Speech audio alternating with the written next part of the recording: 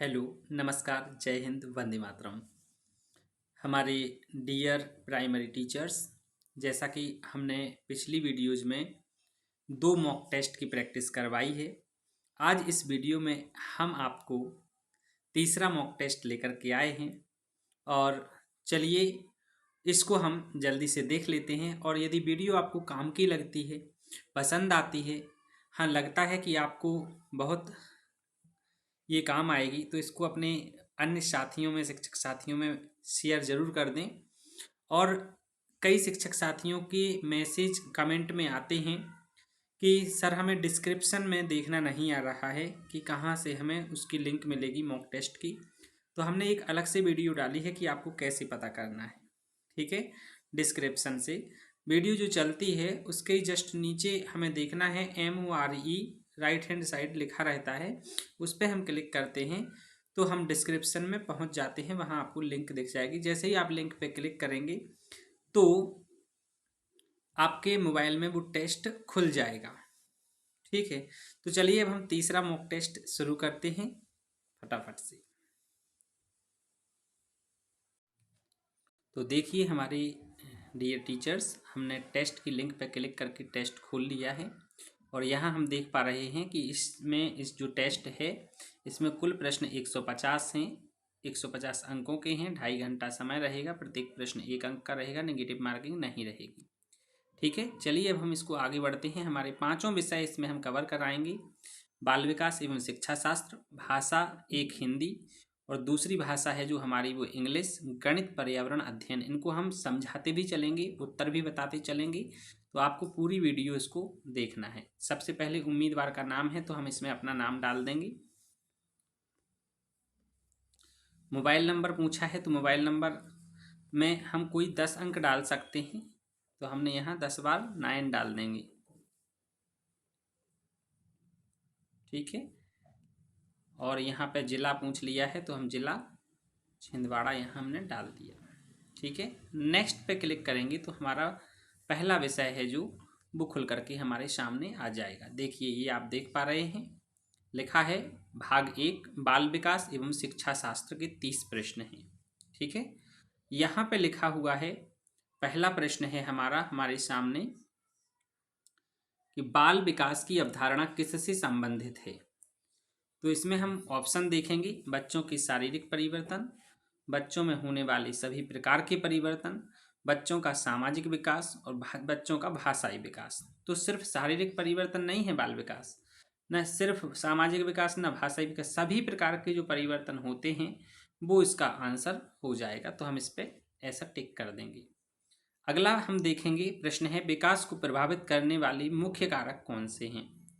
ठीक है, तो केवल वाले उत्तर हमें नहीं देना है। हमने पहले ही आपको बताया है कि जिन ऑप्शंस में केवल या ओनली यूज हुआ है वो नकारात्मक प्रश्न उत्तर होते हैं, तो नकारात्मक हमें नहीं देना है। हमारा दूसरा उत्तर हो जाएगा वंशानुक्रम और वातावरण।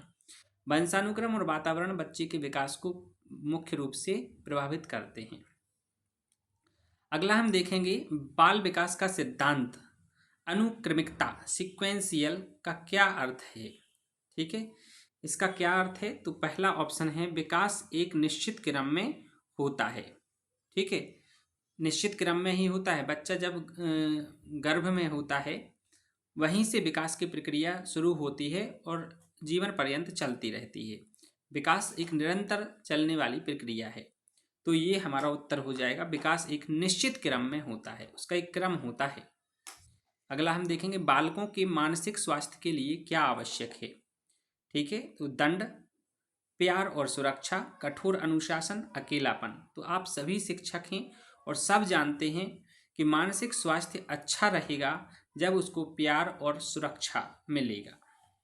ठीक है, अगला हम देखेंगे वंशानुक्रम, हेरिडिटी का बाल विकास पर क्या प्रभाव पड़ता है, क्या प्रभाव होता है। तो इसमें हम ऑप्शन देख पा रहे हैं, हमारे पास ऑप्शन है शारीरिक लक्षण, बुद्धि और योग्यता, स्वभाव और उपरोक्त सभी। तो जो वंशानुक्रम होता है उससे ये सारे प्रभाव होते हैं। शारीरिक लक्षण भी आते हैं बच्चों में, बुद्धि और योग्यता भी वंशानुक्रम से हमें मिलती है और स्वभाव। तो उपरोक्त सभी इसका उत्तर हो जाएगा। अगला है बाल विकास में वातावरण की क्या भूमिका है।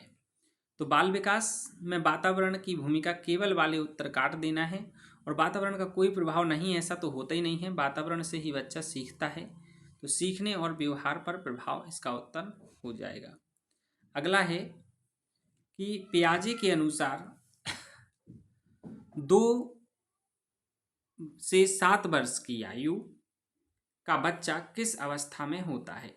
तो जो पियाजे हैं उन्होंने बच्चे की संज्ञानात्मक विकास की अवस्थाएं बताई हैं, है ना, 4 अवस्थाएं बताई हैं। पहली अवस्था उन्होंने कहा है संवेदी गामक अवस्था, ठीक है, जो कि ये जो अवस्था है ये जन्म से लेके 2 वर्ष तक होती है, 2 वर्ष तक। और ये जो पूर्व संक्रियात्मक है ये होती है 2 से 7, तो हमारा उत्तर सही यही हो जाएगा। और ये जो मूर्त संक्रियात्मक है ये 7 से 11 वर्ष तक होती है, और औपचारिक संक्रियात्मक जो है ये 11 वर्ष से प्लस में होती है। सो आई होप आपको ये याद रखना है, ठीक है। तो पूर्व संक्रियात्मक अवस्था इसका आंसर हो जाएगा। अगला है पावलोव का सिद्धांत किस पर आधारित है।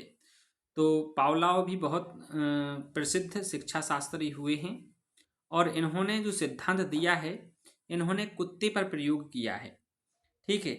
तो इनका जो सिद्धांत है क्लासिकल कंडीशनिंग पर आधारित है, जिसे हिंदी में अनुकूलित अनुक्रिया भी कहा जाता है। तो इसका उत्तर सही हो जाएगा क्लासिकल कंडीशनिंग और अनुकूलित अनुक्रिया, इसमें दोनों ऑप्शन दे दिए हैं, ठीक है। तो इसका जो सही उत्तर है वो हम क्लासिकल कंडीशनिंग करेंगे, ठीक है। चलिए अब इसको हमें चेक करना है, जब हम सबमिट करेंगे तो इसमें इसका हो सकता है कि जो टेस्ट बनाया है जिन्होंने उन्होंने अनुकूलित अनुक्रिया किया हो इसमें सेट, तो हम थोड़ा सा इस पर ध्यान रखेंगे। वैसे इसमें 2 ऑप्शन है तो हमें फिर अंग्रेजी वाले को चुनना होता है, ठीक है। जब 2 ऑप्शन सही लग रहे हों तो अंग्रेजी वाला सटीक होता है। चलिए आगे हम देखेंगे कोहलर का अंतर्दृष्टि इनसाइट सिद्धांत किससे संबंधित है। अब यहाँ कोहलर का अंतर्दृष्टि सिद्धांत पूछ लिया है, तो किससे संबंधित है। इसका जो सही उत्तर है अंतर्दृष्टि समस्या समाधान से संबंधित है, ठीक है। इन्होंने क्या किया था, भेड़िए और चिंपांजी पर प्रयोग किए थे और फिर उन्होंने देखा था, तो ये समस्या समाधान पर संबंधित है इनका सिद्धांत। आगे हम देखें थॉर्नडाइक का सिद्धांत किस पर आधारित है। ये सिद्धांत जितने भी हैं आपको पूरे सिद्धांत अच्छे से पढ़ना है और इनका मुख्य आधार पढ़ना है। तो जो थॉर्नडाइक हैं एडवर्ड थॉर्नडाइक, इन्होंने सीखने की क्रिया जो है वो प्रयास और त्रुटि के आधार पर बताई है। तो इसका जो सही उत्तर हो जाएगा वो हो जाएगा प्रयास और त्रुटि। ये आप याद करते जाइए यदि याद नहीं है तो, ठीक है। आगे हम देख लेते हैं, अगला प्रश्न है हमारे सामने कि बाल केंद्रित शिक्षा में किसे प्राथमिकता दी जाती है। तो बाल केंद्रित शिक्षा की बात हो रही है तो बच्चों की रुचि और उनकी जो आवश्यकताएं हैं, तो यहाँ तीसरा हो जाएगा बच्चे की रुचि और आवश्यकताओं को प्राथमिकता दी जाती है। अगला प्रश्न देखेंगे हम,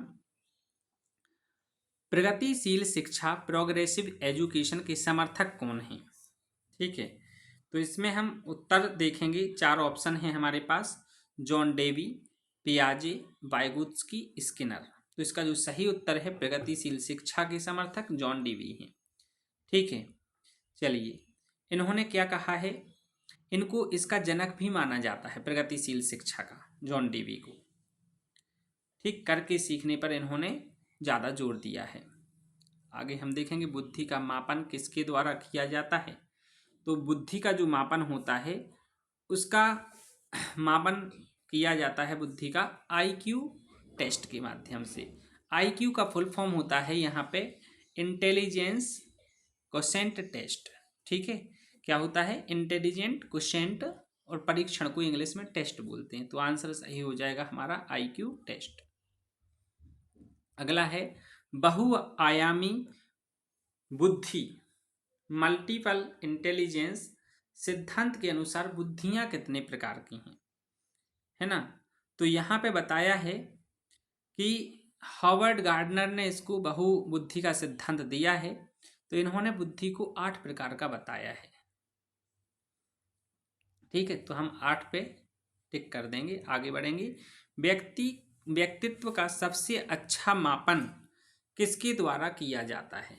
व्यक्तित्व का सबसे अच्छा मापन किसके द्वारा किया जाता है? तो इसका जो सही उत्तर है वो है प्रोजेक्टिव परीक्षण। ठीक है, आपको अच्छे से समझना है, याद कर लेना है। प्रोजेक्टिव परीक्षण जो है उसके माध्यम से व्यक्तित्व का सबसे अच्छा मापन किया जाता है। अगला प्रश्न हम देखेंगे कि भाषा और विचार में क्या संबंध है। जो भाषा है और विचार हैं उनमें क्या संबंध है? ऑप्शन दिए हैं, भाषा विचार को प्रभावित करती है, विचार भाषा को प्रभावित करता है, दोनों एक दूसरे को प्रभावित करते हैं। तो हमारा उत्तर हो जाएगा यही तीसरा वाला, दोनों एक दूसरे को प्रभावित करते हैं, भाषा विचार। अगला हम देखेंगे कि लैंगिक समानता वाली कक्षा में शिक्षक की भूमिका क्या होनी चाहिए, है ना। तो ऑप्शन है हमारे सामने कि लड़कों को प्राथमिकता देना, बिल्कुल गलत हो जाएगा। लड़कियों को, तो ये भी गलत हो जाएगा। सभी बच्चों को समान अवसर देना, ये उत्तर सही हो जाएगा। चाहे लड़का हो, चाहे लड़की हो, चाहे ट्रांसजेंडर हो, कोई भी हो, हमें उसको समान अवसर देने होते हैं। ठीक है, तो हमारे प्रिय शिक्षक आप ध्यान दें, इस टेस्ट की लिंक हमने इस वीडियो के डिस्क्रिप्शन में दे दी है। आपको इसको अच्छे से देख लेना है, पहले वीडियो को पूरे अंत तक, और प्रश्नों के उत्तरों को याद रख लेना है। उसके बाद आप टेस्ट की लिंक पे क्लिक करके टेस्ट देंगे तो आप बहुत अच्छे अंक ला पाएंगे। तो हमारा 18वां क्वेश्चन है, सतत एवं व्यापक मूल्यांकन CCE का मुख्य उद्देश्य क्या है? तो देखिए, हम यहाँ ऑप्शन देखेंगे, केवल अंक देना, तो ये तो नकारात्मक उत्तर है, केवल अंक देना नहीं है उसका उद्देश्य। बच्चे की प्रगति का आकलन, सतत एवं व्यापक मूल्यांकन क्या करता है? लगातार बच्चों को की प्रगति को देखता है, तो इसका उत्तर यही हो जाएगा, बच्चों की प्रगति का आकलन।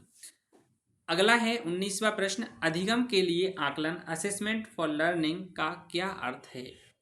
ठीक है, अधिगम के लिए आकलन, अब अधिगम मतलब होता है सीखना, तो सीखने के बाद मूल्यांकन है इसका, या सीखने के दौरान मूल्यांकन है, या सीखने के से पहले मूल्यांकन है, या केवल अंतिम परीक्षा है? तो इसका जो सही उत्तर है वो है सीखने के दौरान मूल्यांकन। ठीक है, चलिए, अधिगम के लिए आकलन जो होता है यह एक रचनात्मक फॉर्मेटिव मूल्यांकन होता है, और इसका मुख्य उद्देश्य जो है शिक्षण अधिगम प्रक्रिया के दौरान छात्रों की समझ और कमियों को पहचानना है, ताकि शिक्षक तुरंत अपनी शिक्षण विधि में सुधार कर सकें और छात्र बेहतर ढंग से सीख सकें। इसलिए इसको सीखने के दौरान अधिगम के लिए आकलन, उसका नाम है ना अधिगम के लिए, सीखने के लिए आकलन, तो सीखने के लिए होगा तो वो सीखने के दौरान भी होगा ना। चलिए, अगला प्रश्न है, एक अच्छे सुविधादाता की विशेषता क्या है?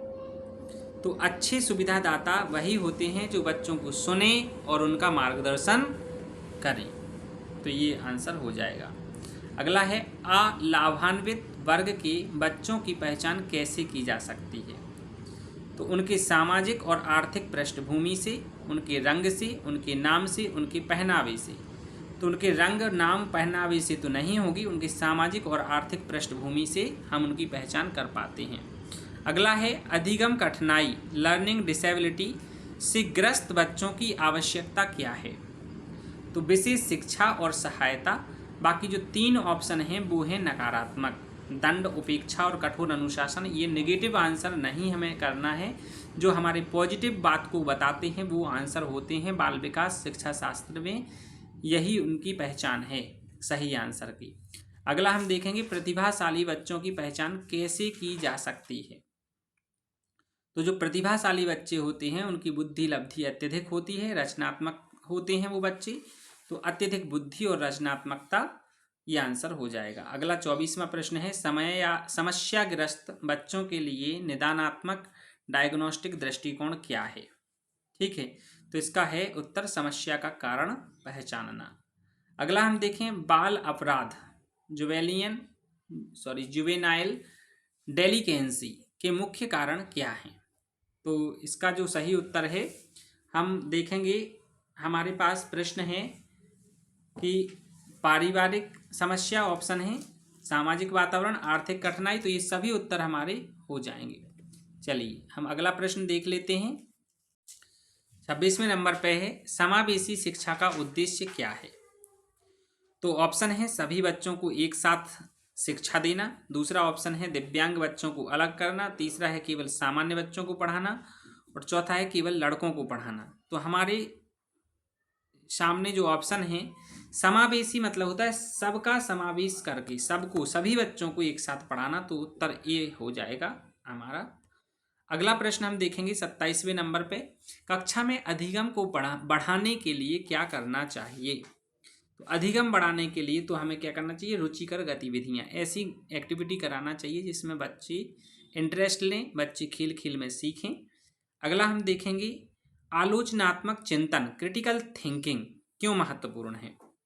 तो ऑप्शन देखेंगे हम समस्याओं का विश्लेषण करने के लिए, केवल रटने के लिए, नकल करने के लिए, समय बिताने के लिए। तो ये जो तीन ऑप्शन है ना बाद वाली, ये तीनों नकारात्मक हैं। तो सही उत्तर हो जाएगा हमारा ए वाला, समस्याओं का विश्लेषण करने के लिए। चलिए अगला प्रश्न है, बच्चों के आकलन के लिए सर्वोत्तम प्रश्न कैसे होने चाहिए? तो बच्चों का जो आकलन करना है हमें, उसमें प्रश्न तो हम करते हैं, बट हमें सर्वोत्तम प्रश्न देखना है। तो हमारे पास 4 ऑप्शन हैं, खुले अंत वाले प्रश्न, केवल हाँ नहीं वाले प्रश्न, कठिन प्रश्न, लंबे प्रश्न। तो जो बच्चों का आकलन करना होता है तो खुले अंत वाले प्रश्न हम उनसे पूछते हैं। खुले अंत वाले प्रश्न क्या होते हैं? ओपन एंडेड क्वेश्चंस जिनको बोलते हैं इंग्लिश में। ये प्रश्न बच्चों को स्वतंत्र रूप से सोचने, अपनी भाषा में उत्तर देने और अपनी रचनात्मकता व विश्लेषणात्मक क्षमता का प्रदर्शन करने का अवसर देते हैं।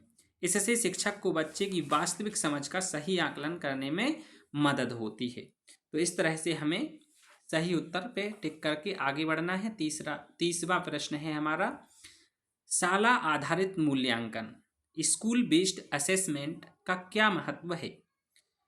ठीक है, तो इसका जो सही उत्तर हो जाएगा बच्चे की निरंतर प्रगति का आकलन। ठीक है, अब हम जैसे ही नेक्स्ट पर करेंगे, ये हमारे 30 प्रश्न थे बाल विकास और शिक्षा शास्त्र से संबंधित। नेक्स्ट पर क्लिक करेंगे तो हमारा हिंदी विषय हमारे सामने आ जाएगा। देखिए ये आ गया हिंदी भाषा 1, पहली भाषा है हमारी हिंदी। तो यहाँ पे हम देखेंगे निम्नलिखित में से कौन सा अपठित गद्यांश के प्रश्न का प्रकार नहीं है? जो अपठित गद्यांश आता है पेपर में कभी कभी, तो जैसे कि आप वर्ग 3 का जो पात्रता परीक्षा देने वाले हैं उसमें भी एक अपठित गद्यांश आएगा, उसको पढ़ करके उससे संबंधित कुछ प्रश्न आएंगे। आप इस चैनल पर बने रहिए, वीडियो देखते रहिए।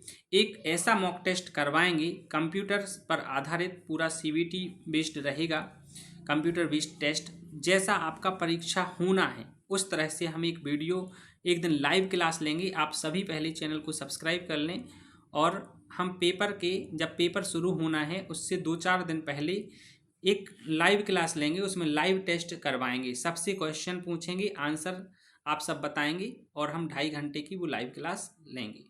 ठीक है, तो जो अपठित गद्यांश होता है उसमें हम शीर्षक का भी प्रश्न आ जाता है, सारांश भी लिखने को पूछ लेते हैं, व्याकरण से संबंधित आ जाते हैं, लेकिन कविता नहीं उसमें पूछते हैं। ठीक है, आगे हम देखें सूर्य का पर्यायवाची क्या है? तो सूर्य का पर्यायवाची है रवि। अगला है अनुराग का विलोम। विलोम मतलब होता है उल्टा अर्थ वाला शब्द। ठीक है, तो अनुराग प्रेम स्नेह मोह नहीं होगा आंसर, इसका हो जाएगा घृणा। ठीक है, तो हम देखेंगे हमारा आंसर हो जाएगा क्या? घृणा। चलिए अगला प्रश्न जो है हमारा वो है पुस्तकालय का सही संधि विच्छेद क्या है? तो सही संधि विच्छेद हो जाएगा पुस्तक धन आलय, पुस्तकालय। ठीक है, अगला हम देखेंगे देशभक्ति में कौन सा समास है? तो देशभक्ति का हम समास विग्रह करेंगे तो होगा देश के लिए भक्ति। तो के लिए जो चिन्ह है वो कारक चिन्ह है, संप्रदान को या के लिए होता है ना। तो यहाँ चतुर्थी तत्पुरुष समास होगा, तो यहाँ चतुर्थी तत्पुरुष ऑप्शन में तत्पुरुष है, तो इस पे हमने लगा दिया। आगे हम देखें सहकार में कौन सा उपसर्ग है। सहकार में उपसर्ग पूछ लिया है, तो हमारे सामने ऑप्शन दिए गए हैं, तो इसमें से सही ऑप्शन जो है वो कौन सा होगा, इसका सही उत्तर सहकार। तो इसका सह मतलब इसमें सह शब्द को अलग करेंगे तो मूल शब्द कार बचेगा, तो इसका सहकार बन जाएगा। सह शब्द इसका उपसर्ग होगा। पठनीय में प्रत्यय पूछ लिया है ना। पठनीय जो शब्द है इसमें प्रत्यय पूछ लिया है, तो प्रत्यय क्या होते हैं, जो शब्दों के पीछे लगते हैं, तो अनीय इसका उत्तर हो जाएगा। अगला है जो परिश्रम करता है वह सफल होता है, में जो क्या है, तो इसमें जो संबंधवाचक सर्वनाम हो जाएगा। ठीक है, क्योंकि इसमें जो शब्द जो है वो संबंध बता रहा है कि जो परिश्रम करता है वही सफल होता है, तो सफल व्यक्ति का संबंध है परिश्रम से। अगला है मोहन पढ़ रहा है, इसमें वाक्य में काल क्या है पूछा है, तो अभी वो पढ़ रहा है, वर्तमान में कार्य हो रहा है, तो इसका सही उत्तर हो जाएगा वर्तमान काल। अगला है भाषा शिक्षण का मुख्य सिद्धांत क्या है। तो भाषा शिक्षण में हम सिर्फ किसी एक कौशल को विकसित नहीं करते हैं, हमारे चारों कौशल सुनना, बोलना, पढ़ना, लिखना इसमें विकसित होते हैं। तो मुख्य सिद्धांत भाषा शिक्षण का यही है कि बच्चा सुनना सीखे, बोलना सीखे, पढ़ना सीखे और साथ में लिखना सीखे। अगला हम देखेंगे भाषा शिक्षण में सुनने का क्या महत्व है। तो सुनने का महत्व है हमारा समझ और संप्रेषण। आगे देखें भाषा के 4 कौशल कौन से हैं। तो आप सबको अभी हमने बताए हैं, सुनना, बोलना, पढ़ना और लिखना, ये 4 कौशल हैं भाषा के।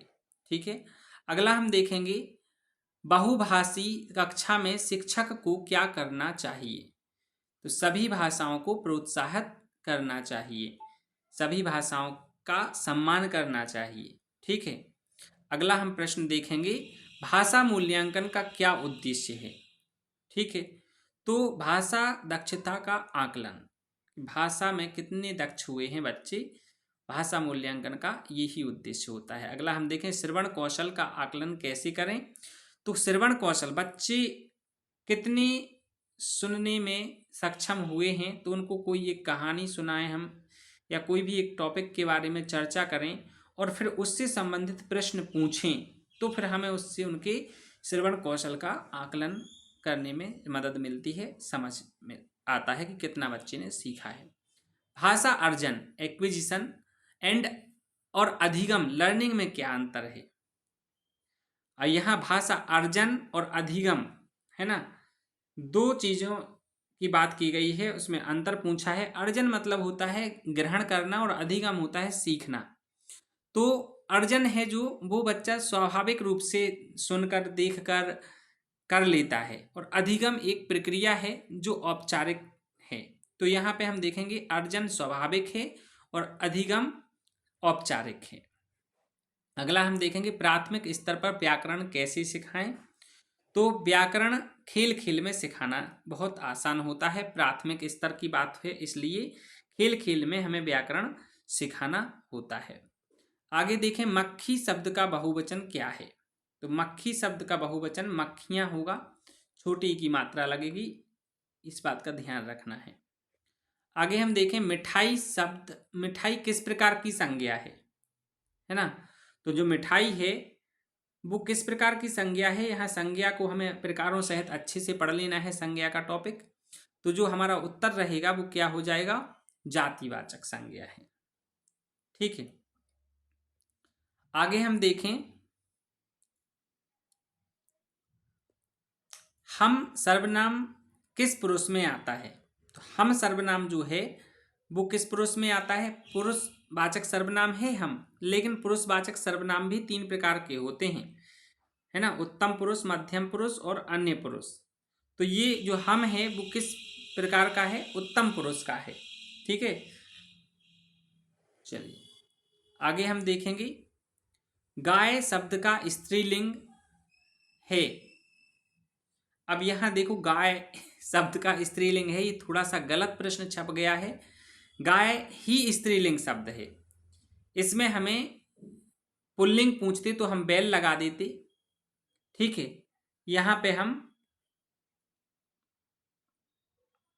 स्त्रीलिंग पूछ लिया है इन्होंने, और गाय ही एक स्त्रीलिंग शब्द है, इसलिए करेक्ट आंसर जो है वो हमारा गाय ही रहेगा, क्योंकि गाय करेंगे। अब देखते हैं, इस पे हम अभी चर्चा करेंगे जब सबमिट करेंगे। तो या तो यहाँ पुल्लिंग लिखना था, पुल्लिंग लिखते तो अपन बैल कर देते। गाय का स्त्रीलिंग पूछा है तो हम अभी तो गाय ही करेंगे, क्योंकि प्रश्न को नहीं हम बदलेंगे, ठीक है। ऑप्शन में गाय है, इसलिए गाय ऑलरेडी स्त्रीलिंग है, इसको अपन देख लेंगे। आप कहाँ जा रहे हैं वाक्य में कारक क्या है, ठीक है। तो जो स्थान बताता है, कहाँ, कहाँ शब्द किस तरफ इशारा करता है, स्थान की तरफ। इसका उत्तर होगा स्थान होगा कोई ना कोई। जैसे आप कहाँ जा रहे हैं, मान लो मैं स्कूल जा रहा, घर जा रहा, कहीं पे भी जा रहा, तो स्थान। तो जब स्थान बताया जाता है तो वो अधिकरण कारक होता है, में पर उसका चिन्ह होता है। राम ने किताब पढ़ी में ने किस कारक का चिन्ह है, तो कर्ता ने, कर्ता कारक का ने चिन्ह होता है। वह बहुत मीठा बोलता है में मीठा क्या है ना, तो इसमें मीठा बोलता है वह, तो इसमें क्या हो जाएगा, हमारा उत्तर जो सही है वो विशेषण हो जाएगा। चलिए आगे हम देखें, लोकोक्ति का क्या अर्थ है। तो लोक में प्रचलित उक्ति को ही लोकोक्ति कहते हैं। अगला प्रश्न हम देखेंगे, भाषा शिक्षण में सामग्री, मतलब टीचिंग लर्निंग मटेरियल की बात हो रही है, TLM का उपयोग क्यों करें, तो सीखने को रोचक बनाने के लिए। अगला प्रश्न है, पठन कौशल के विकास के लिए क्या करें। पठन कौशल का विकास करना है तो बच्चों को अधिक से अधिक पढ़ने के अवसर देना है, उनको तरह तरह के टॉपिक देना है पढ़ने के लिए। आगे हम देखें, लेखन कौशल के लिए क्या आवश्यक है। तो लेखन कौशल के लिए बच्चों से अभ्यास कराना है, उनको प्रेरित करना है, अभ्यास और प्रेरणा आवश्यक है। अगला है, उपचारात्मक शिक्षण, रेमेडियल टीचिंग कब करें, ठीक है। तो जब बच्चा पीछे रह जाए, आगे निकल जाए तब नहीं करना है उपचारात्मक। बीमार हो, बच्चा छुट्टी पर हो, ये नहीं है। जब बच्चा पीछे रह जाता है अन्य बच्चों की तुलना में, वो हमें आकलन करके हम उसको समझ लेंगे, तो हम उसको उपचारात्मक शिक्षण के माध्यम से उसकी सही लाइन में लाते हैं, सही स्तर पर लाते हैं। अगला है, भाषा शिक्षण में त्रुटियों को कैसे देखें। तो बच्चा जब त्रुटि करता है तो उसको सीखने का अवसर देना चाहिए। तो इस प्रकार से हमने ये 30 प्रश्न भाषा के भी कर लिए हैं। टोटल हमारे 60 प्रश्न हो गए हैं। तो हमारे प्रिय शिक्षक, आप सब बहुत अच्छा कर रहे हैं, और पूरा वीडियो देखिएगा, उसके बाद ही लिंक से आप क्वेश्चन कीजिएगा, तो आपको अपना स्तर समझ में आ जाएगा। चलिए अगला प्रश्न, अगला विषय देखते हैं, अंग्रेजी, नेक्स्ट पर क्लिक करके।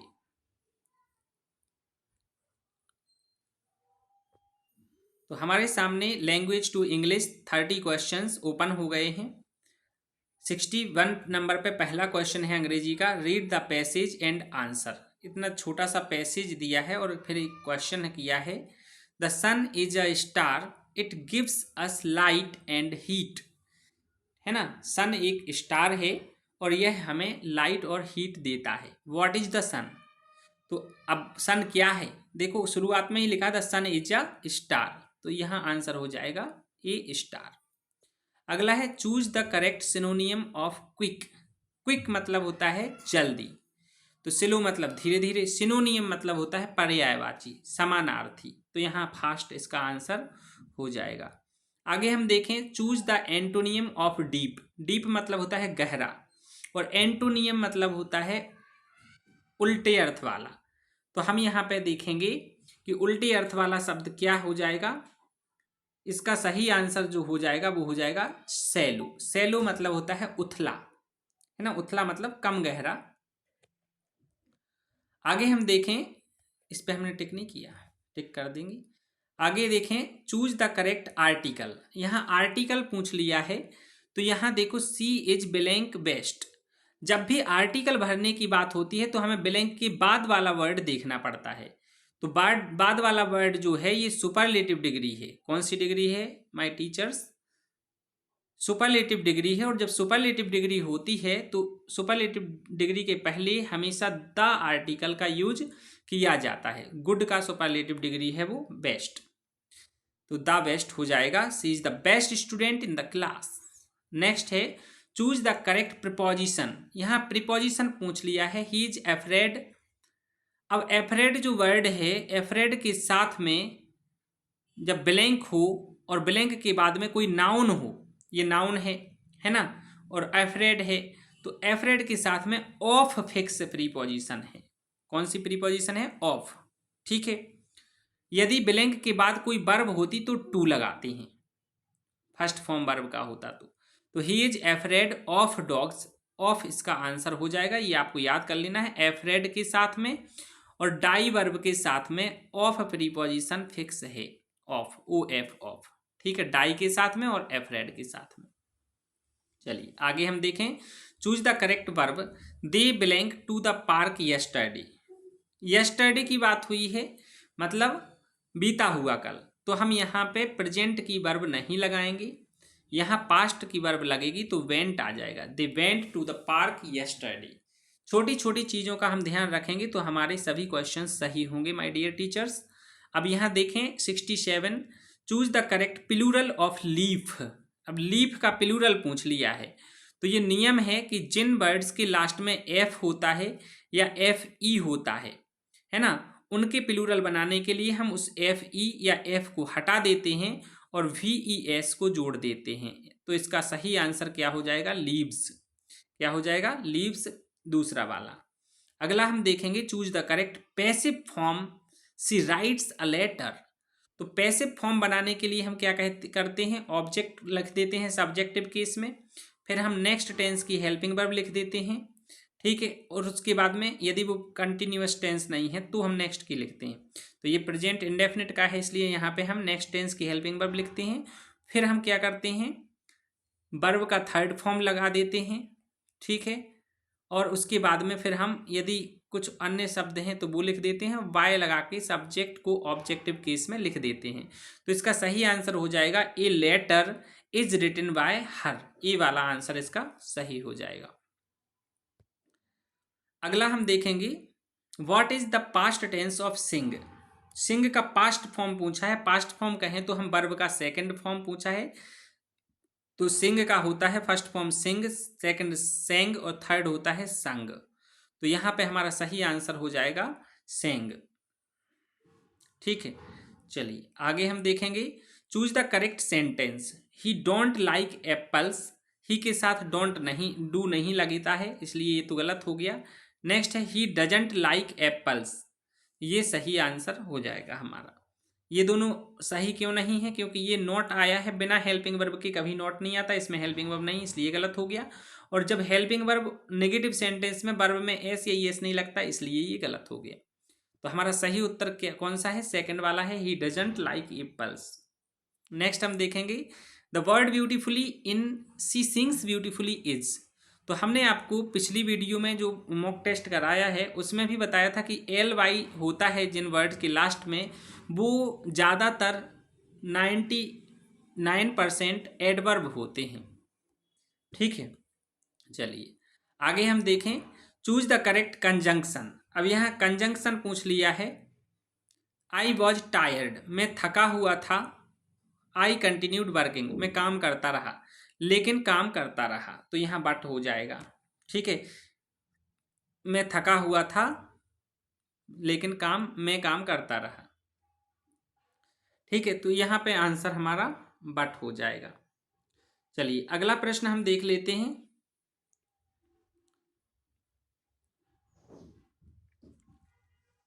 What is the opposite of cruel. Cruel मतलब क्या होता है? दुष्ट होता है। इसका अपोजिट पूछ लिया है ना, तो सही आंसर हो जाएगा काइंड। काइंड मतलब होता है दयालु। हार्ड मतलब स्ट्रिक्ट, रफ, ये सब क्रूअल के सिनोनियम टाइप के हैं। काइंड मतलब दयालु, तो इसका आंसर काइंड हो जाएगा। अगला हम देखेंगे choose the correct phrase. Piece of cake means, a piece of cake मतलब होता है ना, ऑप्शन है डिफिकल्ट, इजी, टेस्टी और एक्सपेंसिव। अब आपको ये नहीं समझना है कि टेस्टी होता है इसका मतलब, केक केक की बात हो रही तो आप कहें आ हा केक आ गया खा लेते हैं टेस्टी हो जाएगा, तो इसका आंसर होता है इजी। इसका मतलब फ्रीज मतलब होता है एक वाक्यांश है, इसका अर्थ अ पीस ऑफ केक मतलब इजी होता है। ठीक है, चलिए आगे हम देखें। Choose the correct question word. इसके लिए correct question word live, live मतलब रहना होता है, तो कहाँ रहते हैं ऐसा कहेंगे तो where do you live. Next है fill in the blank, I blank a book now. Now शब्द है तो नाउ हमारा प्रेजेंट कंटिन्यूस को दर्शाता है, तो आई एम रीडिंग हो जाएगा। कुछ क्वेश्चन पिछली वीडियो से रिपीट हुए हैं, जैसे इसमें ये भी है, Ram and I R friends, इसमें करेक्ट प्रोनाउन भरना है, तो आई का ये आई और राम मतलब मैं और राम, तो दोनों को मिला के हम क्या कहेंगे हम। तो बी मतलब होता है हम, आई का प्लूरल बी होता है। ये प्लूरल आप याद रख लीजिए, आई का प्लूरल क्या होता है, वी होता है, यू का प्लूरल यू ही होता है ना, और ही, शी, इट, इन ही का प्लूरल पूछें चाहे सी का प्लूरल पूछें चाहे इट का पूछें, इन तीनों का प्लूरल दे होता है। चलिए आगे हम देखें, चूज द करेक्ट स्पेलिंग। इसमें करेक्ट स्पेलिंग पूछ ली है क्वेश्चन में, तो क्वेश्चन चारों ऑप्शन हम ध्यान से देखेंगे। ऐसे क्वेश्चन जिनमें करेक्ट स्पेलिंग पूछते हैं तो हम ध्यान से देखेंगे। डेफिनिट, डेफिनेट, डेफिनिट, डेफानाइट, क्या क्या लिख दिया, तो सही उत्तर हो जाएगा डेफिनिट।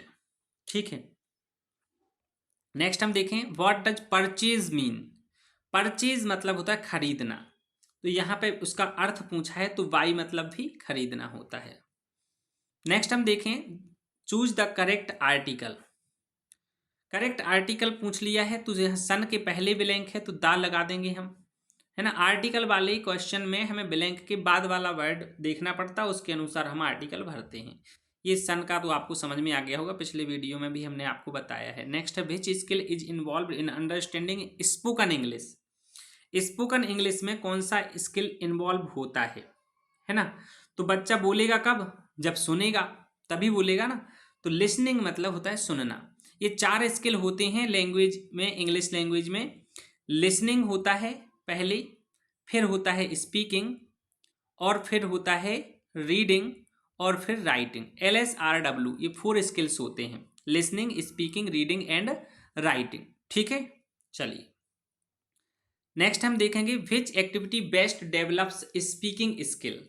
कौन सी एक्टिविटी अच्छे से स्पीकिंग स्किल को डेवलप करेगी बच्चों में, तो वो पेयर कन्वर्सेशन होती है। बच्चों को एक दूसरे के साथ कन्वर्सेशन करवाएंगे हम, तो वो एक दूसरे से अच्छे से घुल मिल के कन्वर्सेशन करते हैं और स्पीकिंग स्किल उनका डेवलप होता है। नेक्स्ट है, a teacher should correct every spoken error immediately because. एक टीचर को हर स्पोकन एरर मतलब त्रुटि को इमीडिएटली करेक्ट करना चाहिए, मतलब तुरंत सुधारना चाहिए। बिकॉज मतलब क्योंकि, इट मे इंटरप्ट कम्युनिकेशन, क्योंकि ये कम्युनिकेशन को बिगाड़ सकता है। यदि बच्चा गलत बोलेगा तो कम्युनिकेशन गड़बड़ा जाएगा, है ना। नेक्स्ट है, which is a useful pre reading activity. Pre reading activity निम्न में से कौन सी उपयोगी है, तो यहां पे हम देखेंगे predicting from the title. Title answer हो जाए, copying the passage, memorising words, writing an essay, ये सब नेगेटिव आंसर हो जाएंगे। नेक्स्ट हम देखें, phoenix helps children understand relationship between. Phoenix जो शब्द है ये साउंड से रिलेटेड होता है, ठीक है। तो ये साउंड और लेटर्स में रिलेशनशिप बनाता है, बच्चों को समझ क्लियर कराता है। आगे हम देखें, vocabulary is best developed when words are. तो वोकेबलरी बच्चों में हमें डेवलप करना है बेस्ट वे में, तो इसका आंसर हो जाएगा used in meaningful context. Next हम देखेंगे, which activity best assesses listening comprehension. बच्चों की लिसनिंग कॉम्प्रिहेंशन बेस्ट असेस कौन सी एक्टिविटी करती है? तो ये आंसर हो जाएगा लिसनिंग एंड आंसरिंग क्वेश्चंस। ठीक है, चलिए आगे हम देखें। In a multilingual classroom the teacher should. अब मल्टीलिंगुअल मतलब होता है बहुभाषी, है ना। बहुभाषी क्लासरूम में टीचर को क्या करना चाहिए? तो इसका जो सही आंसर है कि उनको जो लिंग्विस्टिक हैं, जो भाषाएं हैं, उनको एक रिसोर्स मानना चाहिए। बच्चों को डिस्करेज नहीं करना चाहिए, ओनली मेमोराइजेशन पे ध्यान नहीं देना चाहिए, है ना। अवॉइड इंटरेक्शन ये नहीं करना चाहिए। तो हमारा सही उत्तर हो जाएगा use linguistic resources positively. Positive answer होते हैं इसके। नेक्स्ट है 89th question, which approach gives maximum opportunity to use English meaningfully. कौन सी अप्रोच मैक्सिमम अपॉर्चुनिटी देती है इंग्लिश को यूज करने के लिए मीनिंगफुली? तो वो है कम्युनिकेटिव अप्रोच। नेक्स्ट हम देखें, the main purpose of language assessment should be to, है ना। मेन पर्पज जो होता है, उद्देश्य होता है मुख्य लैंग्वेज असेसमेंट का, भाषा के आकलन का, वो क्या होना चाहिए? तो आइडेंटिफाई लर्निंग प्रोग्रेस, जो बच्चे की अधिगम प्रगति है उसको पहचानना। ठीक है, तो माय डियर टीचर्स, हमारे ये इंग्लिश के भी 30 क्वेश्चन इसमें कंप्लीट हो गए हैं। अब हम नेक्स्ट पे क्लिक करेंगे तो हमारा मैथ सब्जेक्ट यहाँ ओपन हो गया है। ठीक है, अब मैथ की क्वेश्चन हम कर लेते हैं। तो हमारा पहला प्रश्न है 245 जमा 378। तो इनको हमें जोड़ना है। अब हमें मान लीजिए यहाँ ऐसे सीधे सीधे नहीं बनता, तो आराम से करना है, गलती नहीं करना है इतने सरल प्रश्न में। इसको हम प्रॉपर ऐसा लिख लेंगे, है ना, और इसको आराम से जोड़ेंगे, कोई जल्दबाजी नहीं करना है 5 और 8 13, और हासिल 1 आई है, तो 5 और 7 12, फिर हासिल 1 आई है, तो 623 इसका आंसर हो जाएगा। ध्यान से अच्छे से करना है, गलती करना ही नहीं है। ठीक है, इसका आंसर जो है क्या हो जाएगा? 623। चलिए अगला हम प्रश्न देख लेते हैं। अब ये घटाने का प्रश्न है, तो घटाने में भी हम आराम से ही करेंगे।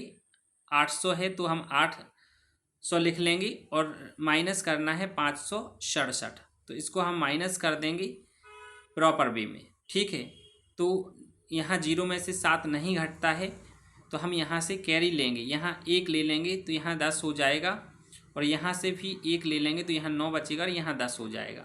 ठीक है, तो 10 में से 7 जाएंगे तो 3 बचेगा, 9 में से 6 जाएंगे तो 3 बचेगा, और 7 में से 5 जाएंगे तो 2 बचेगा। इसका सही उत्तर जो है क्या हो जाएगा? हमारे पास ऑप्शन में भी दिख रहा है यहाँ पे 233 हो जाएगा सही उत्तर। चलिए आगे हम देख लेते हैं। अगला प्रश्न है गुणा का है। 28 का गुणा 7 से करना है। ठीक है, तो 7 या 8 56 होता है, 5 हासिल आई है, 7 दूनी 14, और 5 कितना होता है? 19 होता है। तो यहाँ पे आंसर हो जाएगा हमारा 196। ठीक है, तो चलिए अगला हम क्वेश्चन देख लेते हैं। इसको 196 पे टिक करके आगे बढ़ते हैं। भाग का क्वेश्चन है। तो भाग का क्वेश्चन जो है, आपको भाग प्रॉपर कर लेना है, बिल्कुल भी जल्दबाजी में गलती नहीं करना है, क्योंकि गणित विषय है, इसको सावधानी से करना होता है। यदि एक डिजिट इधर का उधर हो गया तो पूरा आंसर बिगड़ जाता है ना। तो ऐसा लिख लेंगे 8 दूनी 16, तो हम यहाँ 16 में से 16 गए, कुछ नहीं बचा, तो यहाँ पे हमने 8 उतारा, तो 8 एकम 8 हो जाएगा। तो यहाँ पे हमारा रिमाइंडर मतलब शेष फल कुछ नहीं बचा, भागफल 21 आया है, तो इसका उत्तर हो जाएगा हमारा क्या? 21 हो जाएगा। अगला प्रश्न है 2/5 का दशमलव रूप क्या है? अब 2/5 को दशमलव रूप में कैसे बदलेंगे, है ना। वैसे इसका 0.4 हो जाएगा, लेकिन करना कैसे है वो देख लो। 2/5 है तो हम 2 को 2 में भाग देंगे 5 से, नीचे की संख्या से भाग देते। अब 5 का पहाड़ा तो 2 में जा नहीं रहा, 5 के पहाड़े में 2 नहीं आता है, तो हम 0 लगाएंगे यहाँ पे, और यहाँ एक 0 लगा लेंगे, तो ठीक है 20 हो गया। तो 5 चौके 20, अब 20 में से ये 20 चला गया है, तो यहाँ पे 0.4 हमारा उत्तर हो गया। ठीक है, आगे हम देखेंगे 0.6 को भिन्न में लिखें। अभी हमने भिन्न को दशमलव में लिखा था, अब दशमलव को भिन्न में बदलना है। तो देखो 0.6 है, इसको भिन्न में कैसे लिखते हैं, दशमलव हटाते हैं तो बटे में 1 लिख देते हैं, है ना, और दशमलव के बाद जितने अंक होते हैं उतने 0 लगा देते हैं 1 के बगल में। तो दशमलव के बाद यहाँ सिर्फ 1 अंक है 6, तो यहाँ पे हम एक 0 लगा देंगे। तो हमारा क्या बन गया, भिन्न क्या बन गई, 6/10। लेकिन 6/10 तो ऑप्शन में है ही नहीं साहब, तो क्या करें, तो यहाँ पे हम इसको काट देंगे, 2 तिया 6 और 2 पंचे 10, तो 3/5 इसका उत्तर हो जाएगा और 3/5 हमारे ऑप्शन में हमें मिल गया है। आगे हम देखेंगे 3/8 धन 1/4, इसको कैसे करें, तो 3/8 धन 1/4 को करना है हमें। तो हम क्या करते हैं, जब हमारे हर अलग अलग होते हैं तो हम हरों का एलसीएम लेते हैं, लघुत्तम करते हैं। तो जब एलसीएम लेने वाली संख्याएं जिनका हमें एलसीएम लेना है, किसी पहाड़े के गुणज होते हैं, तो अधिकतम जो संख्या होती है, जैसे 4 दूनी 8 होता, तो बड़ी संख्या उसका लघुत्तम हो जाती है। अब हमने ये कर दिया, ठीक है। अब हम देखेंगे 8 का पहाड़ा इस लघुत्तम में एक बार जा रहा, तो ऊपर हम जो संख्या है वो ही लिख देंगे। जो हर होता है वही लघुत्तम आया है, वही एलसीएम आया है, तो ऊपर का अंश ज्यों का त्यों लिख देते हैं। अब यहाँ देखें हम 4 का पहाड़ा पढ़ेंगे, इसमें कितनी बार जा रहा, 2 बार, तो 2 बार जा रहा, तो ऊपर 2 का गुणा कर देंगे तो हो जाएगा 1 दूनी 2, ठीक है। तो 3 2 5/8 इसका उत्तर हो जाएगा हमारा, ठीक है।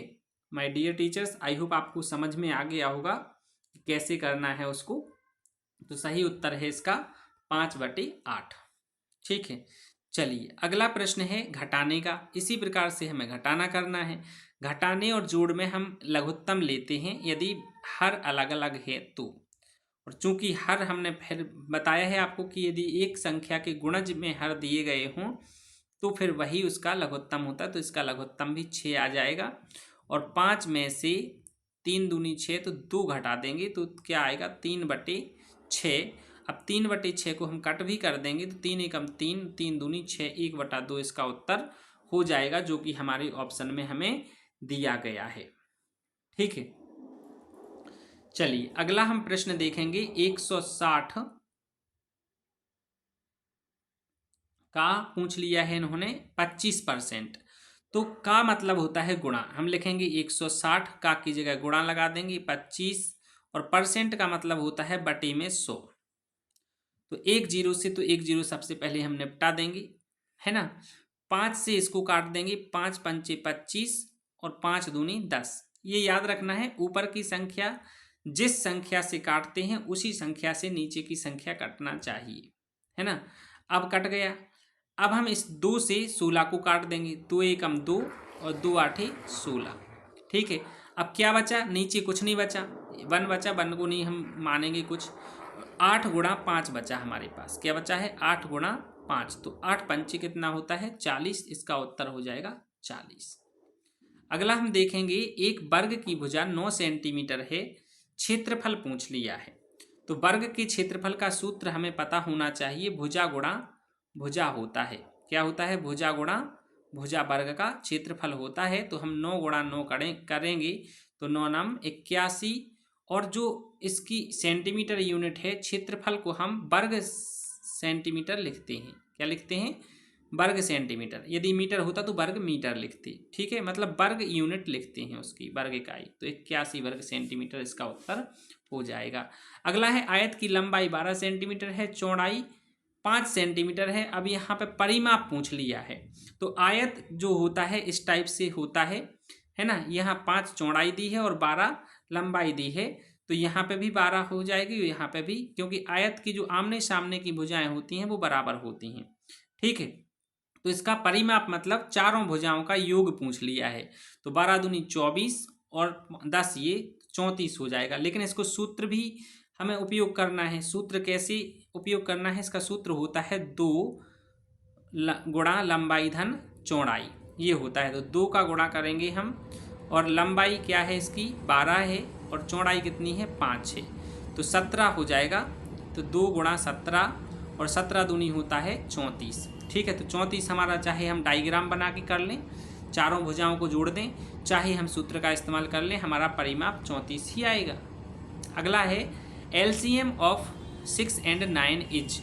तो यहाँ पे LCM मतलब होता है लीस्ट कॉमन मल्टीपल। ठीक है, लीस्ट कॉमन मल्टीपल मतलब लघुत्तम समापवर्तीय। क्या होता है?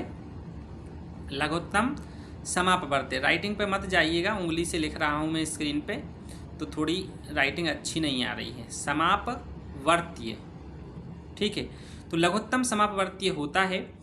अब हम 6 और 9 का लघुत्तम समापवर्तीय निकालेंगे, तो इसको हम ऐसा कट करेंगे, 2 से काटेंगे 3 आ जाएगा, ये 9 का 9 लिख देंगे। अभी हम 3 से काटेंगे तो 1 आ जाएगा, यहाँ 3 आ जाएगा, फिर हम 3 से काट देंगे तो 1 का 1 आ जाएगा। तो 3 त्रिका 9 और 9 दूनी 18, 18 इसका LCM हमारा हो जाएगा। चलिए अगला हम देखें HCF। HCF को बोलते हैं हम मासा, शॉर्ट में बोलते हैं, और पूरा फुल फॉर्म देखें तो महत्तम समापवर्तक होता है। इंग्लिश में फुल फॉर्म होता है इसका हाईएस्ट कॉमन फैक्टर। 24 and 36 का पूछ लिया है तो हम 24 के अलग फैक्टर कर लेंगे। ठीक है, ऐसे कर लेंगे, ये फैक्टर करना आपको आते होंगे। यहाँ 3 हो जाएगा, 1 आ जाएगा नीचे। अब 36 के क्या होंगे? यहाँ पे 18 आ जाएगा, यहाँ पे 9 आ जाएगा, और 9 को 3 2 बार हम लिख देंगे ऐसा। अब यहाँ हमें जोड़ी बनानी पड़ती है, इसमें क्या बनानी पड़ती है? जोड़ी। तो 1 2 की यहाँ बन गई, एक दूसरे 2 की यहाँ बन गई, है ना, और यहाँ पे अब 2 की, इस 2 की नहीं बन रही है तो इसको हटा देंगे, और इस 3 की यहाँ बन गई। ठीक है, एक 3 यहाँ बच के हटा देंगे। अब इन जोड़ियों में से हम क्या करेंगे? एक एक अंक को ले लेंगे। तो 2 ले लिया एक जोड़ी में से, दूसरी जोड़ी में से 2 ले लिया, और तीसरी जोड़ी में से हमने 3 की जोड़ी है तो 3 ले लिया। इनका गुणा कर देंगे, 2 दूनी 4 और 4 तिया 12, तो 12 इसका उत्तर हो जाएगा। हाईएस्ट कॉमन फैक्टर हमारा उत्तर हो जाएगा। अब हाईएस्ट कॉमन फैक्टर क्या होता है? ऐसी बड़ी से बड़ी संख्या जिनका हमें HCF निकालना है उनमें भाग चला जाए। ठीक है, तो 12 का देखो 24 में भी जा रहा है और 36 में भी जा रहा। ठीक है, अब 12 से ऐसी कोई बड़ी संख्या नहीं है जिनका दोनों में पूरा पूरा भाग चला जावे, तो यही इसका HCF हो जाएगा। अगला है 1 किलोमीटर में कितने मीटर होते हैं? तो ये तो आप सबको पता है कि 1000 मीटर का 1 किलोमीटर होता है। अगला प्रश्न देखेंगे 2.5 किलोग्राम में कितने ग्राम होते हैं? तो 250 नहीं लिखा, सॉरी 2500, क्योंकि 1 किलो में 1000 होते हैं, तो 2 किलो में कितने हुए? 2000, और 500 ग्राम और, तो 2500 ग्राम सही उत्तर हो जाएगा। सॉरी, आगे हम देखें 3 घंटे 15 मिनट में कितने मिनट होते हैं? तो 3 घंटे मतलब 60 मिनट का 1 घंटा होता है, तो 3 घंटे में हो गए हमारे 180 मिनट, और 15 मिनट और जोड़ना है इसमें तो हमारे हो जाएंगे 195 मिनट। आंसर क्या हो जाएगा इसका? 195 मिनट। आगे हम देखें दंड आलेख में आंकड़े किस रूप में प्रदर्शित होते हैं? जो दंड आलेख आपको पढ़ना है, कक्षा 5वीं की गणित में ये दिया गया होगा, 4थी या 5वीं में। ठीक है, तो जो दंड आलेख बनता है वो इस टाइप से बनता है, ऐसे दंड बनाते हैं उसमें, आयत टाइप की, है ना, या फिर ऐसे, जरूरी नहीं है कि ऐसे ही वर्टिकल बने, ऐसे भी बना देते हैं, आड़े में भी बना देते हैं, तो एक कुछ में बनते हैं, तो इसका आयत आंसर हो जाएगा। आयतकार दंड आंकड़े हम प्रदर्शित करते हैं। अगला है गणित शिक्षण का मुख्य उद्देश्य क्या है? तो गणित शिक्षण बच्चों को इसलिए कराया जाता है कि उनकी तर्क शक्ति का विकास हो सके, तो तर्क शक्ति विकसित करना इसका मुख्य उद्देश्य होता है। गणित की भाषा क्या है? तो गणित की जो भाषा होती है अंग्रेजी, हिंदी, संस्कृत नहीं है, संख्या और प्रतीक इसका उत्तर हो जाएगा, क्योंकि गणित कोई भाषा नहीं है, वो संख्या और प्रतीकों का विषय है। अगला हम देखेंगे प्राथमिक गणित में किस सामग्री का उपयोग करें, है ना। तो प्राथमिक स्तर की जो गणित होती है उसमें हमें अमूर्त चीज़ों का उपयोग नहीं करना है। बच्चा अमूर्त चीज़ों को नहीं समझ पाता है। महंगा सामान नहीं यूज करना, जटिल नहीं करना है, ठोस और स्थानीय चीज़ों से बच्चों को समझाना है ना, जो बच्चों के आसपास परिवेश में मिल जाए आसानी से, उनसे ही हमें बच्चों को गणित समझाना है। निदानात्मक परीक्षण का उद्देश्य क्या है, ये पूछ लिया है। निदानात्मक परीक्षण का उद्देश्य तो कठिनाई पहचानना। बच्चों को पहले हम कठिनाई पहचानेंगे, फिर हम निदान करेंगे। नेक्स्ट है पुनः शिक्षण, रेमेडियल टीचिंग, जिसको उपचारात्मक शिक्षण भी कहते हैं, कब आवश्यक है? तो बच्चा सीखने में पिछड़ जाए तब हम उसको रेमेडियल टीचिंग पुनः शिक्षण कराते हैं। अगला है, इसका अगला पद क्या है? 4, 8, 12, 16, 20। ये 4 का पहाड़ा लिखा है तो अगला पद 24 होगा, सिंपल, 20 के बाद, है ना। अगला हम देखें, इसमें 5 का पहाड़ा लिखा है लेकिन इसमें माध्य पूछा है। माध्य मतलब होता है औसत। क्या होता है? औसत। तो 5, इन सबको हम जोड़ देंगे, कितने हैं ये? 1, 2, 3, 4, 5, 5 हैं। ये 114 को नहीं जोड़ देना, ये 114 नंबर प्रश्न का है, प्रश्न क्रमांक है वो 114। कभी कभी ऐसा होता है कि उसको भी जोड़ देते हैं। तो 5 को हम जोड़ेंगे, 10 को जोड़ेंगे, 15 को जोड़ेंगे, 20 को जोड़ेंगे और 25 को जोड़ेंगे और इन सबको गिन लेंगे। 1, 2, 3, 4, 5 संख्याएं, तो 5 से भाग दे देंगे। इनको जोड़ेंगे तो कितना हो जाएगा? 75 हो जाएगा। 5, 10, 15, 15, 30, 20, 50 और 25, 75 और बटे में 5, सो हम इसका आंसर आ जाएगा हमारा कितना? 15। काट देंगे तो, है ना, 15 × 75। तो इसका सही उत्तर हो जाएगा हमारा कितना? 15 हो जाएगा। माध्य मतलब होता है औसत। क्या होता है? औसत। अंग्रेजी में माध्य को मीन कहते हैं और औसत को एवरेज कहते हैं। ठीक है, तो माध्य का मतलब ही औसत होता है। डियर टीचर, हमें आपको समझना है, औसत होता है, एवरेज। ठीक है, इसको मीन बोलते हैं। चलिए आगे हम देखेंगे, एक रेखाखंड के कितने अंत होते हैं? तो रेखाखंड जो होता है, रेखा का एक टुकड़ा होता है। तो रेखाखंड ऐसा बनते हैं, जैसे इसको हम ए बी नाम दे दें। तो रेखाखंड में 2 अंत होते हैं। कितने अंत होते हैं? 2। आगे हम देखें, एक वृत्त की कितनी त्रिज्याएं होती हैं? तो वृत्त है भाई, वृत्त में तो त्रिज्याएं अनंत होती हैं, है ना। तो आंसर हो जाएगा अनंत। अगला है यहाँ पे 12:18 समानुपात 8:x। तो x का मान पूछ लिया है, तो हम क्या करते हैं ऐसे सवालों में, अनुपात की जगह बटे लगा देते हैं। 12/18 लिख देंगे और समानुपात की जगह बराबर का चिन्ह लगा देते हैं और 8/x लिख देते हैं। फिर इनका हम त्रियक गुणा कर देते हैं, क्रॉस मल्टीप्लिकेशन। तो यहाँ पे हो जाएगा 12x बराबर से 18 अट्ठे क्या होता है? 144। अब x का मान निकालना है हमें, तो हम 12x के गुणा में लिखा है ना, 12 गुणा x किया था ना। तो जो गुणा वाली संख्या है वो जब एक तरफ से दूसरी तरफ जाती है, पक्षांतरण करेंगे हम, तो वो चिन्ह उल्टा हो जाता, गुणा का भाग हो जाएगा। तो x बराबर से 144/12 हो जाएगा। ठीक है, और 12 से हम 144 को काटेंगे तो 12 बार में ही कटेगा, तो x बराबर आंसर आ जाएगा इसका 12। ऐसे हमें इन सवालों को हल करना होता है। आई होप आपको समझ में आया होगा। ठीक है, तो इसका सही उत्तर हम लगा देंगे 12। अगला 15 का 20% कितना है? अब 15 का 20% पूछ लिया है, तो 15 × 20 बटे क्या कर देंगे? 100 कर देंगे।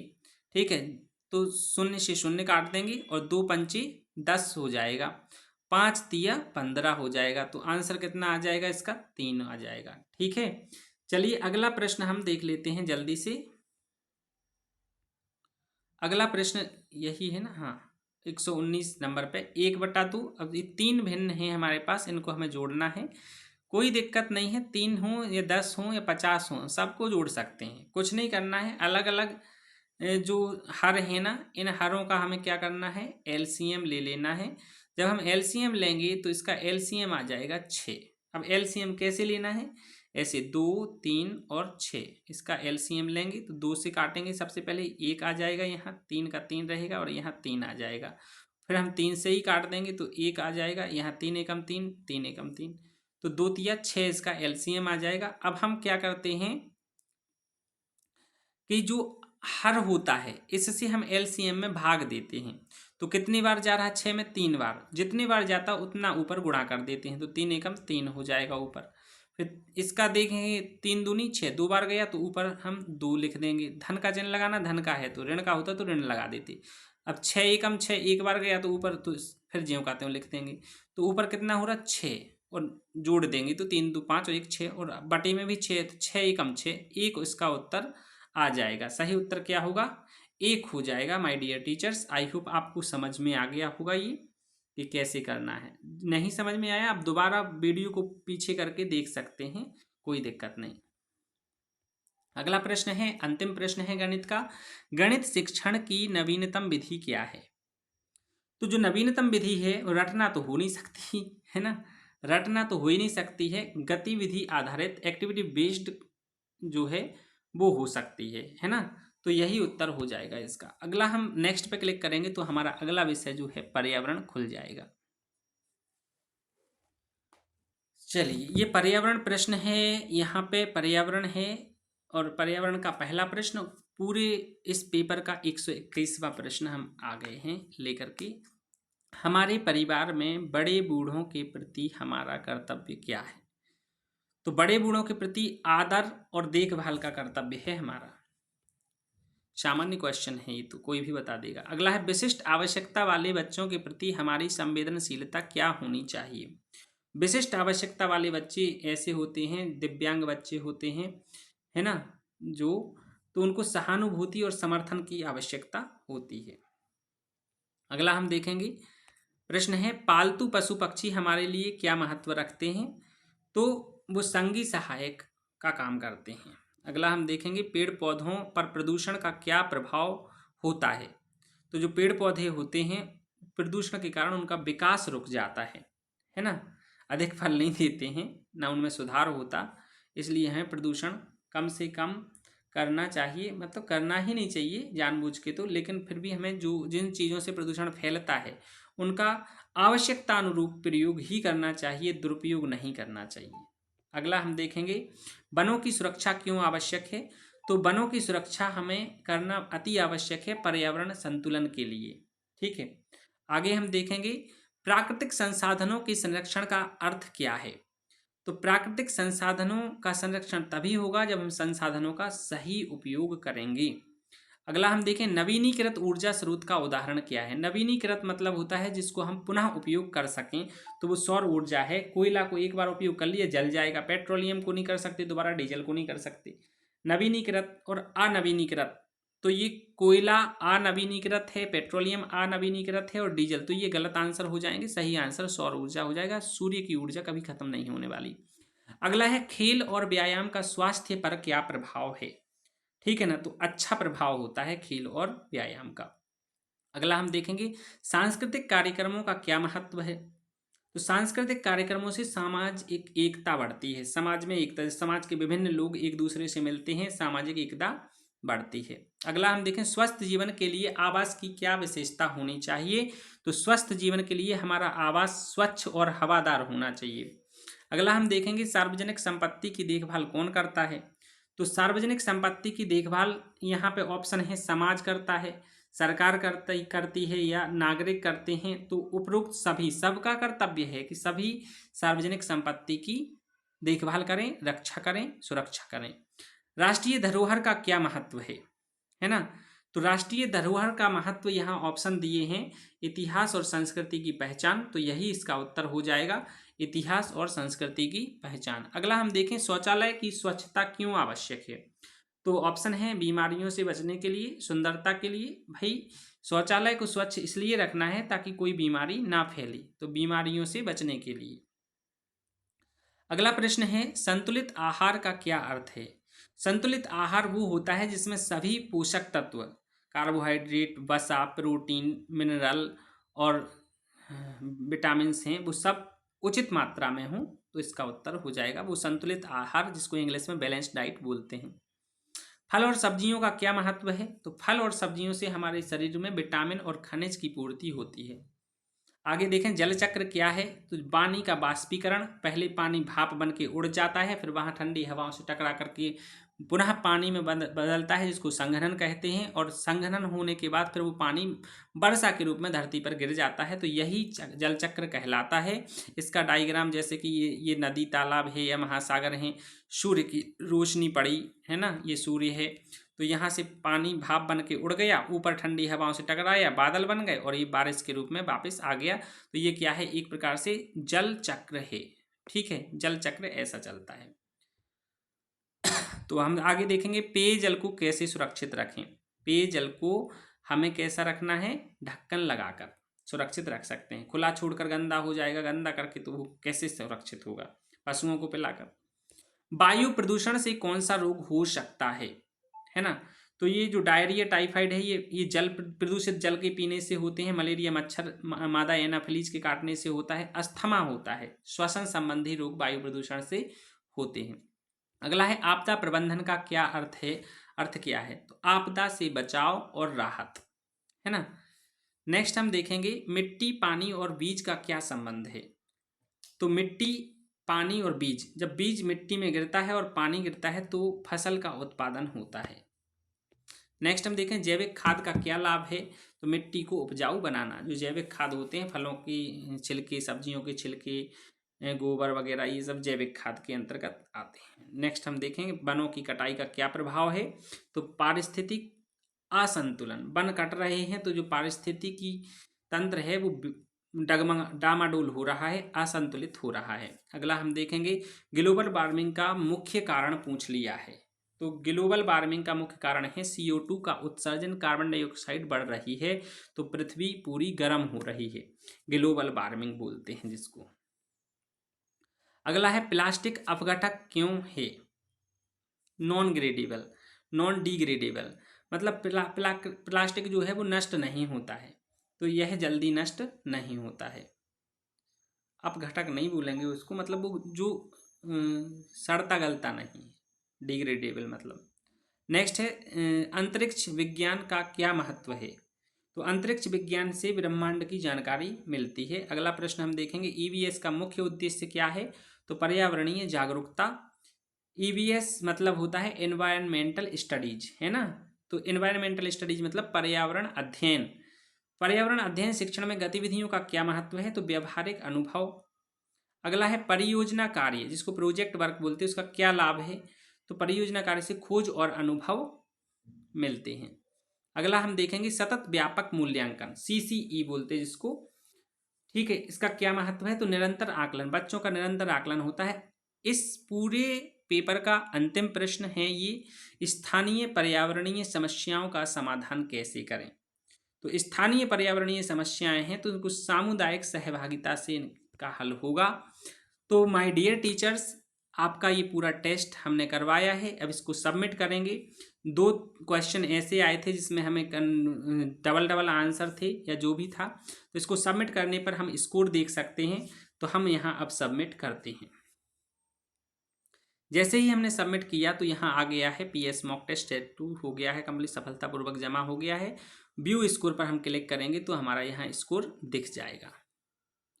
तो यहाँ हम देखते हैं हमारा स्कोर है 148। देखो जिन 2 क्वेश्चन में हमारा डाउट था उनको अब हम देख लेते हैं। यहाँ पे हम ऊपर खिसकाएंगे ऐसे तो हमारे प्रश्न जो देखो ये सही हैं वो ग्रीन कलर से दिखेंगे और जो गलत हुआ है वो हमारा रेड कलर से दिखाई देगा। तो हम फटाफट से देख लेते हैं कि कौन सा हमारा गलत। एक तो ये देखो, व्यक्तित्व का सबसे अच्छा मापन किसके द्वारा किया जाता है। तो व्यक्तित्व के मापन के लिए इन्होंने उपरोक्त सभी किया है, ठीक है। तो चलिए अब हम इसको उपरोक्त सभी मान लेते हैं। वैसे तो प्रोजेक्टिव परीक्षण द्वारा ही होता है, इसको आप अच्छे से समझ लीजिएगा, गूगल पर सर्च कर लीजिएगा, ज़्यादा होगा तो इसको समझ लीजिएगा, मतलब क्लियर करना है अपन को, गलत नहीं याद करना है। अगला हम देखेंगे और इसमें अगला कौन सा गलत हुआ है हमारा वो हम देख लेते हैं। 148 आए हैं, आप लोग अच्छे से प्रैक्टिस करें। तो इनमें से काफ़ी क्वेश्चन, मिठाई को इन्होंने भाववाचक कर दिया है, जबकि मिठाई अलग अलग होती हैं। रसगुल्ला अलग है, जलेबी अलग है, गुलाब जामुन अलग है, बर्फ़ी अलग है ना। तो वो जातिवाचक में आएगी। तो लेकिन मीठा शब्द होता तो वो भाववाचक में आता। चलिए ठीक है, फिर भी इसको कन्फर्म जरूर करिएगा आप। हमारी तरफ से तो ये जातिवाचक थी, लेकिन इन्होंने जो सेट किया है वो भाववाचक, इसलिए ये 1 नंबर कट गया। तो हमारे 2 ही गलत हैं, बाकी सब सही हैं। तो फिर अब हम मिलते हैं अगली वीडियो में। यदि आपको यह वीडियो काम की लगी हो तो मेरी एक ही रिक्वेस्ट है कि आप इसको अपने और शिक्षक साथियों में भेज दें और लाइक कर दें। चलिए मिलते हैं अगले मॉक टेस्ट के साथ अगली वीडियो में, तब तक के लिए जय हिंद, वंदे मातरम।